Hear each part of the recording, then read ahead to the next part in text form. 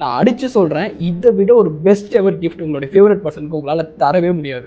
S. உங்களுக்கு ரொம்ப புடிச்சவங்களுக்கு ஒரு பர்த்டே வருது, இல்ல மேரேஜ் ஈவென்ட் வருது, இல்ல ஏதாச்சும் ஒரு ஃபங்ஷன் வருது. அவங்களுக்கு லைஃப் டைம் மெமரி தர மாரி ஒரு பெஸ்ட் எவர் கிஃப்ட் தரணும்னு நினைச்சீங்க அப்படின்னா, என்கிட்ட ஒரு சூப்பர் ஐடியா இருக்கு. உங்களுக்கு ரொம்ப புடிச்சவங்களுடைய பேர், அவங்க கூட உங்களுக்கு இருக்க நினைவுகள், அவங்க என்னலாம் பண்ணியிருக்காங்க, என்னவா அவங்க ஆசைப்படுறாங்கன்ற சில விஷயங்கள் எங்ககிட்ட சொன்னீங்க அப்படின்னா, நாங்க அவங்களுக்குன்னு தனியா பாடல் வரிகளை எழுதி அழகா ஒரு பாட்ட ரெடி பண்ணி குடுப்போம். அதுக்கான வரிகள் நீங்க குடுத்தாலும் சரி, இல்ல நாங்களே பண்ணாலும் சரி, ஏ டூ இசட் பண்ணி குடுப்போம். அவங்களுக்குன்னு இது பிரத்யேகமா செய்றதுனால, அவங்களுக்கு கண்டிப்பா இது பிடிக்கும். ஏன்னா, படத்துல ஏதோ ஒரு சாங்க பார்த்து ஹாப்பி ஆகுற அவங்க, கண்டிப்பா அவங்களுக்குன்னு ஒரு சாங் தனியா பண்ணும்போது, அது அவங்களுக்கு எந்த அளவுக்கு ஒரு ஸ்பெஷலான ஃபீலிங்க தரும். அண்ட் அது மட்டும் இல்ல, அவங்களுடைய ஃபோட்டோ எங்களுக்கு குடுத்தீங்க அப்படின்னா, இந்த பாட்டுக்கு மேட்ச் ஆகுற மாரி ஒரு வீடியோ சாங்.